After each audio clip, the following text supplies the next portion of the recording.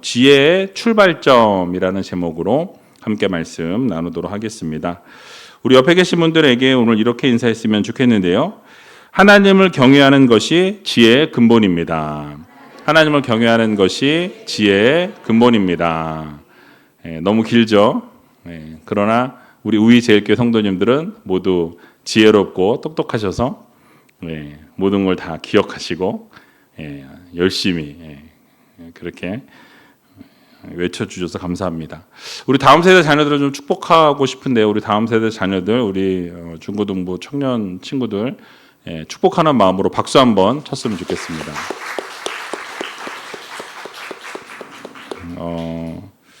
5월의 마지막 주이면서 금요 성령 집회, 5월의 마지막 금요 성령 집회입니다.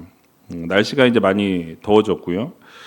말씀드렸던 것처럼 이제 막 에어컨이 계속 돌아가야 할 때가 왔는데, 여러분도 혹시 추우시면은 꼭 잠바를 하나 꼭 가지고 오시든지, 뭐 이렇게 따뜻하게 뭐 가지고 오세요. 입고 오면 더우니까 들고 오시든지. 그래서 추우면, 그리고 시그널을 좀 저한테 주세요. 저 추워요 하면 발발발 떠는 모습을 자꾸 보여주시면 제가 설교하다가 뭐 어떻게 조절해 주세요 얘기를 할 테니까.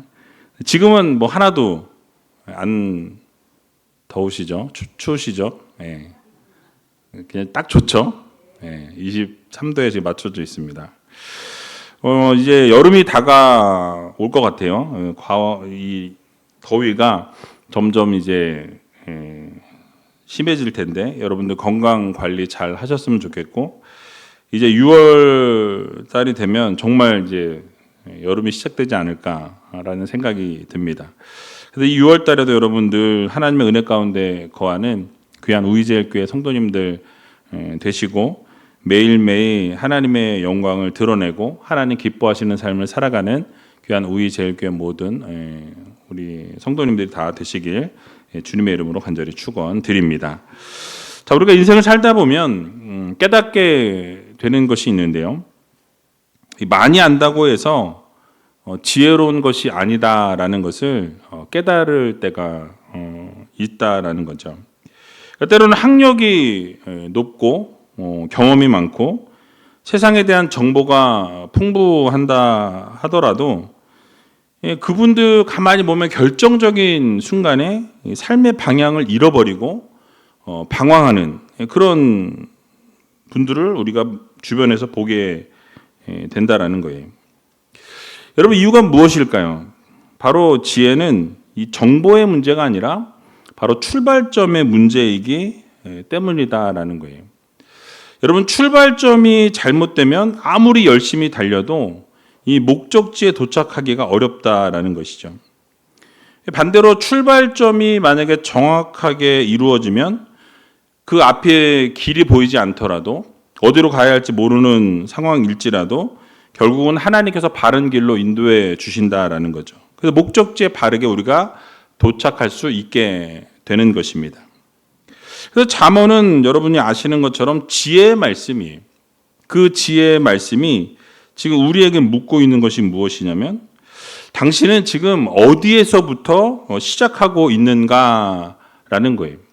여러분은 지금 이 세상 살아가면서 어디에서부터 시작하고 어디에서부터 여러분들 출발하고 계십니까? 오늘 본문은 그 질문에 대한 답을 아주 명확하고 정확하게 우리들에게 알려주는 것을 보게 되죠. 바로 여호와를 경외하는 것이 무엇이라? 지식의 근본이다라고 말씀하죠. 여러분, 이 한 구절이 바로 잠언 전체를 대표하는 표제어이다라고도 말씀드릴 수 있어요. 지혜의 문을 여는 열쇠다라고 말씀드릴 수 있다라는 거죠. 그래서 여러분, 잠언은 주로 이 솔로몬이 이 아들에게 들려주는 인생의 교훈의 그런 말씀으로 알려져 있습니다. 그리고 당시 이스라엘 사회에서도 성공을 위해서, 또는 뭐 이렇게 경험도 중요하고 뭐 지식도 중요하고 인간관계도 중요하게 여겼다라는 거예요. 하지만 솔로몬이 가장 주목하고 있는, 가장 이렇게 중요하다라고 여기고 있는 것이 무엇입니까? 그러니까 내가 아는 것이 무엇이냐라는 것보다는 더 중요한 게 너희가 하나님 앞에 어떤 태도를 가지고 있느냐라는 것이 더 중요하다라고 강조하고 있다라는 거죠. 여러분 그렇습니다. 지혜는 어떤 세상의 기술이 아니라 하나님과의 그 관계에서 시작된다는 사실을 우리는 기억해야 할 것입니다. 또한 우리 마음에 이 바른 지혜의 출발점이 바로 하나님을 경외하는 태도에서부터 시작된다는 것을 여러분들 모두 마음에 새기시길 바랍니다. 그래서 우리가 이 세상 살아가면서 가장 중요하게 여겨야 될 것이 무엇이냐? 바로 하나님을 경외하는 삶이라는 거예요. 그래서 하나님을 경외하면서 하나님을 날마다 구하고 하나님을 바라보면서 살아가는 우리 제일교회 모든 성도님들이 다 되시기 바랍니다. 자, 그렇다면 오늘 본문에서 우리들에게 주시고자 하는 교훈의 말씀이 무엇인지 같이 한번 생각해 보는 시간을 갖도록 하겠습니다. 첫 번째로 이 지혜의 시작은 하나님을 아는 것이 아니라 하나님을 경외하는 것이라고 지금 말씀하고 있어요. 오늘 본문 잠언 1장 7절 말씀인데요. 같이 한번 읽어보도록 하겠습니다. 여호와를 경외하는 것이 지식의 근본이언을 미련한 자는 지혜와 훈계를 멸시하느니라. 아멘. 자, 하나님을 경외하는 것이 뭐라고 말씀하죠? 예, 지식의 근본이다라고 말씀해요. 그러니까 지혜의 뿌리라고 말씀하고 있습니다. 여기서 근본이라는 단어는 이 레시트라는 단어가 쓰였는데요. 이 히브리어 이 단어가 어디에 쓰였냐면은 여러분이 잘 아시는 창세기 1장 1절에 태초에 하나님이 천지를 창조하시니라라는 이 단어에서 태초에라는 이 단어, 동일한 어근이 사용되어졌다라는 거죠. 동일한 어근에서 파생되어진 단어가 바로 이 레시트라는 단어예요. 그러니까 단순히 근데 순서의 어떤 첫 번째를 말씀하는 것이 아니라 존재의 근원이나 모든 것의 기초를 지금 의미하고 있다라고 할 수 있습니다. 그러니까 건물을 우리가 비유해 보자면 여러분 경외함이라는 것, 하나님을 경외하는 그 태도를 우리가 말씀드릴 때 이 경외함이라는 것은 지하에 깔려 있는 어떤 기초공사라고 말씀드릴 수 있는 거죠. 여러분 눈에 보이진 않지만 건물의 모든 것을 지탱하고 있는 튼튼한 기초를 바로 하나님을 경외함이라고 말씀드릴 수 있는 것입니다. 여러분 만약에 아무리 화려한 외관을 가지고 있다 하더라도 여러분 기초가 튼튼하지 못하면 어떻게 되죠? 그 건물은 무너질 수밖에 없다라는 거죠. 그리고 아픈 기억이지만 상품 백화점이 왜 무너졌습니까? 튼튼한 원래 구조였던 거를 변경하고 하면서 그런 문제들이 발생하게 되었다는 기초가 튼튼하지 못했다라는 거예요. 그러니까 여러분 그 기초가 튼튼하지 못하면 건물이 반드시 무너지게 되어 있다라는 사실입니다. 이처럼 하나님을 경외하지 않는 지식은 기초 없이 세워진 이 화려한 건물과도 같다라는 것을 우리는 기억해야 할 것입니다. 우리의 삶에 하나님을 경외하는 것이 가장 밑바탕이 깔려 있어야 한다는 거죠. 하나님을 경외하는 마음, 하나님을 경외하는 태도, 이러한 삶의 모습이 우리의 믿음의 그 밑바탕에 깔려 있게 되어 있을 때에 어떻습니까? 우리의 믿음은 흔들리지 않는다라는 것을 여러분들 모두 믿으시기 바랍니다. 또 한 가지 생각해 보아야 될 단어는 경외함이라는 단어예요. 하나님을 경외하는 게 기초에 깔려 있어야 된다고 말씀드렸는데요. 그럼 경외함이 무엇이냐? 여기서 여호와를 경외한다라는 것은 단순히 하나님을 무서워하고 하나님을 보면서 떠는 것을 말씀하는 게 아니에요. 물론 하나님의 거룩하심 앞에 우리가 섰을 때 떨림이 있을 수 있습니다. 그런데 더욱 본질적 의미는 무엇이냐면 하나님의 그 위대하심을 존중하는 거예요. 인정하는 거예요. 하나님의 정말 위대하심, 그 높으심을 선포하면서 그 위대하심을 인정하고 그 깊이 우리의 마음을 정말 존중하는 마음을 담아서 하나님을 높여드리는 것을 말씀합니다. 조금 더 쉽게 말씀드리면 하나님을 하나님답게 모시는 거예요. 즉 하나님을 내 인생의 주인으로 섬기는 것. 하나님을 경외한다는 것은 하나님을 나의 주인으로 섬긴다라는 것과 일맥상통하는 거예요. 하나님의 말씀을 우리들의 어떤 최종 권위로 받아들이는 것을 말씀해요. 그러니까 하나님 앞에서 우리 자신을 낮추는 것을 바로 경외함이라고 표현할 수 있다라는 것이죠. 경외함이라는 것은 공포가 아니라 사랑에서 나오는 존중이라는 것을 말씀합니다. 여러분, 자녀가 아버지를 사랑하면 어떻게 됩니까? 아버지를 함부로 대하지 않는다라는 거예요.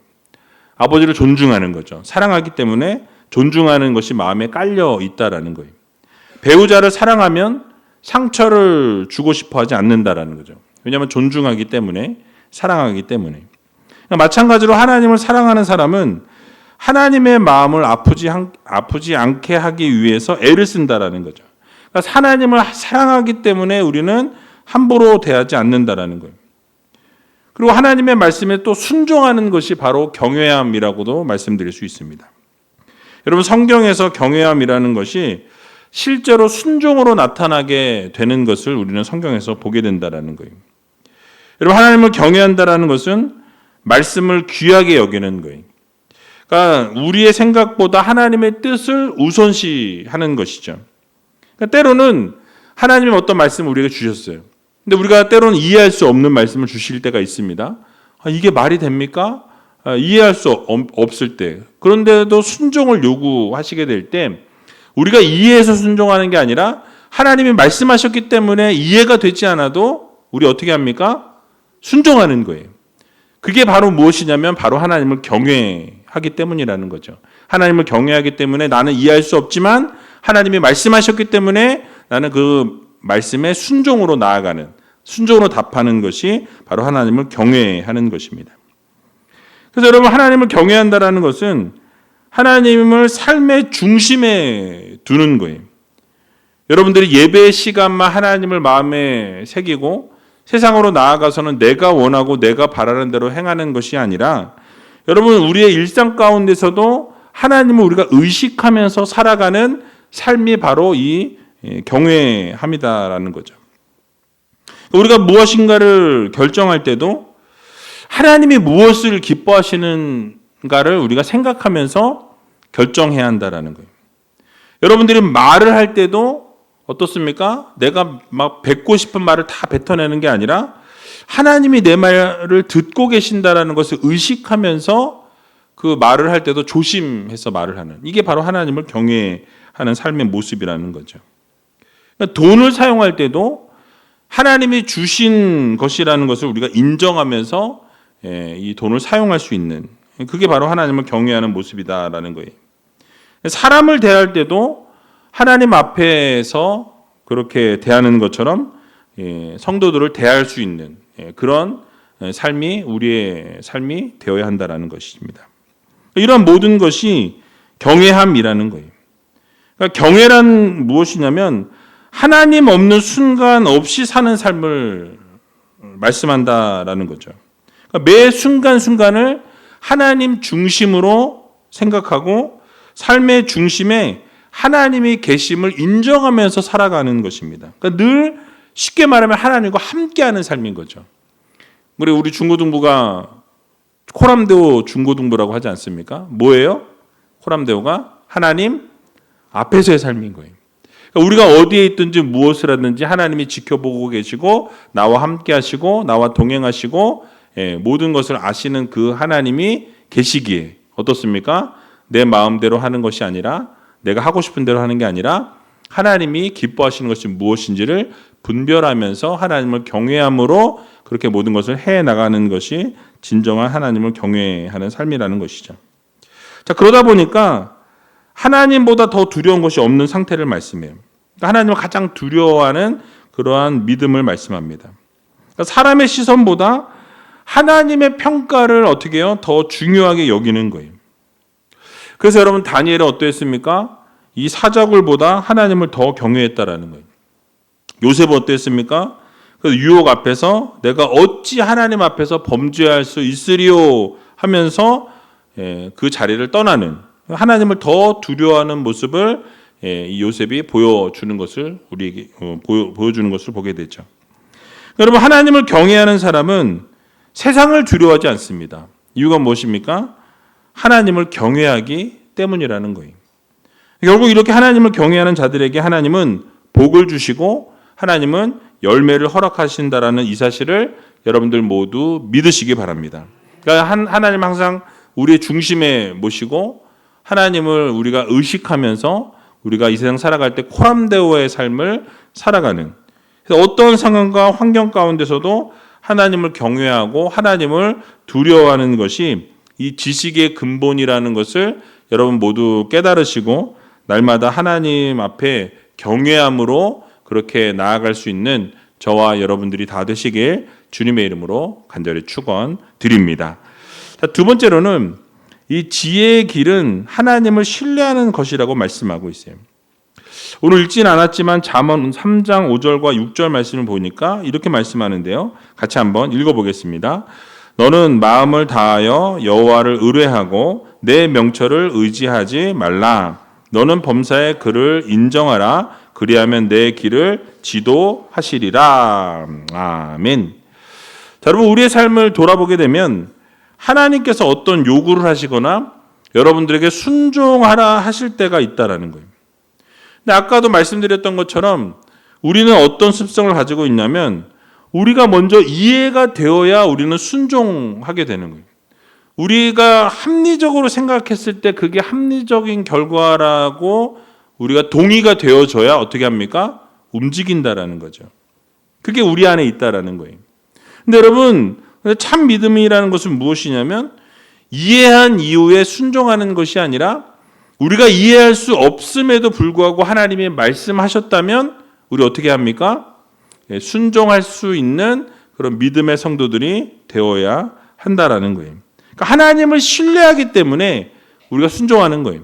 하나님의 말씀하신 것이기 때문에 우리는 당연히 신뢰하는 것이고 하나님이 말씀하셨으니까 그 길이 어떠한 길인지 알 수 없으나 어떻습니까? 그저 그 말씀에 순종함으로 나아가는 성도가 되어야 한다는 것이죠. 그러니까 하나님께서 가시는 길은 우리의 계산과는 다른 길을 앞서 가실 수 있다는 거죠. 그러니까 어떠한 상황과 어떠한 형편 가운데 있을 때라도 하나님이 말씀하시고 하나님이 순종을 요구하신다면 여러분 우리의 명철과 우리의 지혜를 의지할 것이 아니라 뭘 의지해야 돼요? 하나님을 신뢰함으로 하나님의 말씀을 의지해야 한다는 거예요. 그 마음을 다해서 순종할 줄 아는 그런 믿음의 성도들이 되어야 할 것입니다. 성경의 인물들을 보게 되면 이 아브라함을 보니까 어떻습니까? 너는 본토 친척 아비집을 떠나라고 말씀하세요. 그리고 내가 너에게 지시할 땅으로 가라라고 미래형으로 말씀하시죠. 근데 그럼에도 불구하고 아브라함은 어땠습니까? 갈 바를 알지 못하는 상황 가운데서도 어떻게 해요? 하나님 말씀하시니 떠났다라는 거예요. 75세의 나이입니다. 75세면은 이 자리에 앉아 계신 분들 가운데 75세 이상이신 분 많지 않죠. 뭐 계시긴 하겠지만.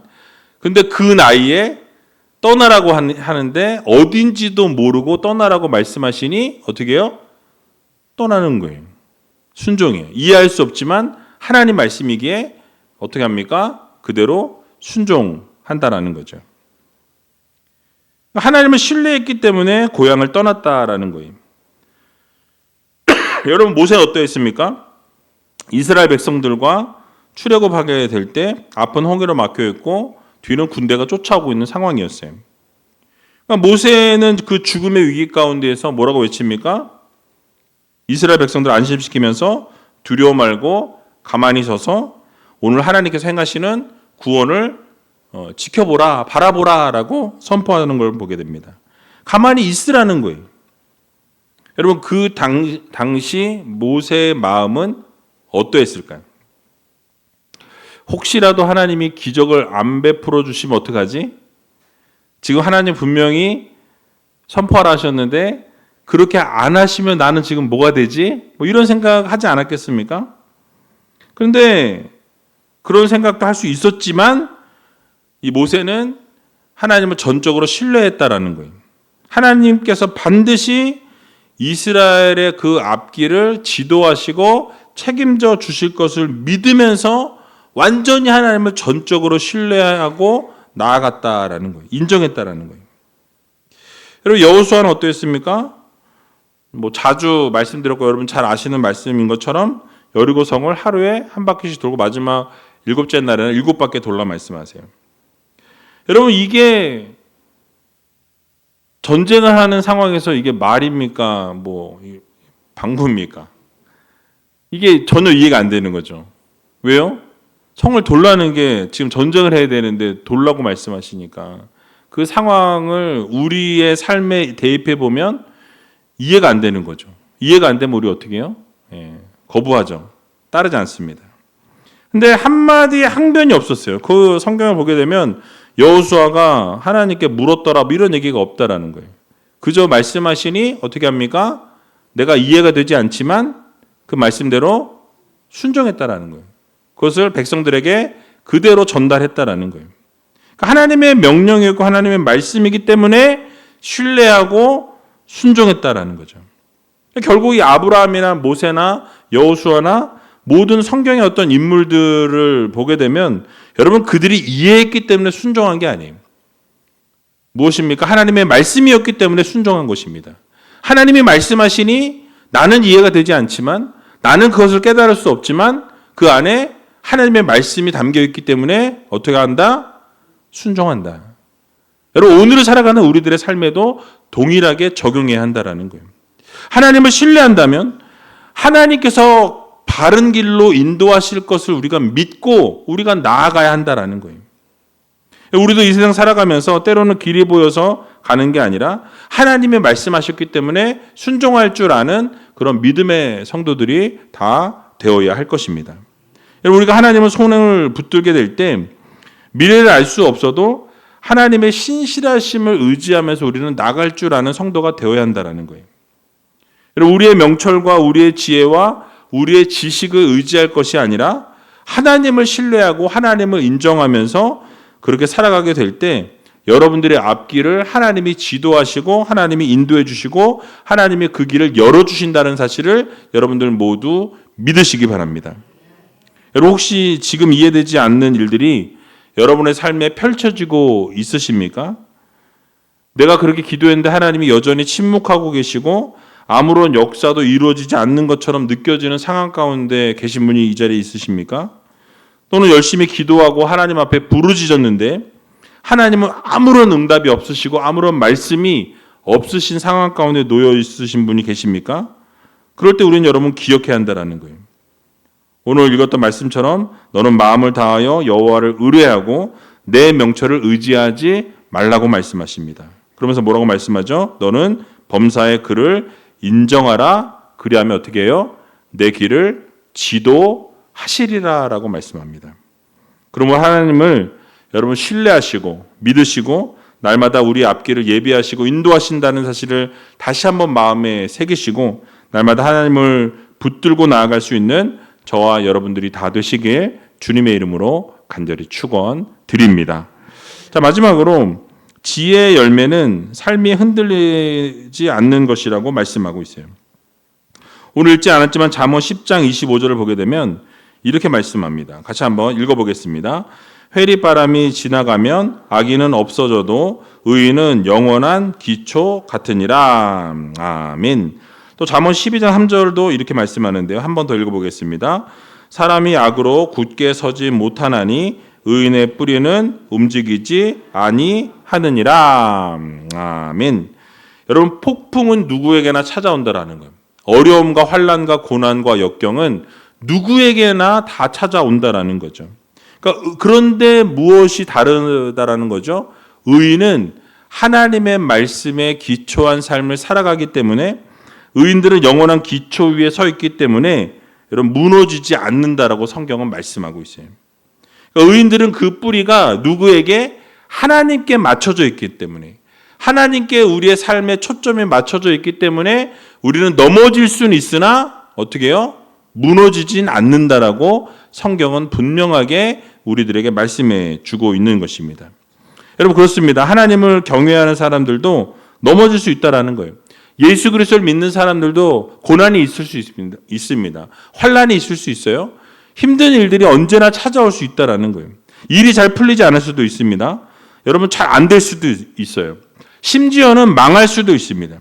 하지만 하나님께 뿌리를 두고 있는 자들은 넘어질 수 있지만 무너지지 않는다라고 성경은 분명하게 말씀하고 있다라는 거예요. 그래서 잠언 24장 16절 상반절을 보게 되면 대저 의인은 7번 넘어질지라도 다시 일어나려니와 라고 이렇게 말씀하고 있어요. 여러분, 결국 성경에 말씀하고 있는 것이 무엇입니까? 하나님을 경외하는 자들은 그 삶의 기초가 하나님의 말씀 위에 세워져 있기 때문에 어떻습니까?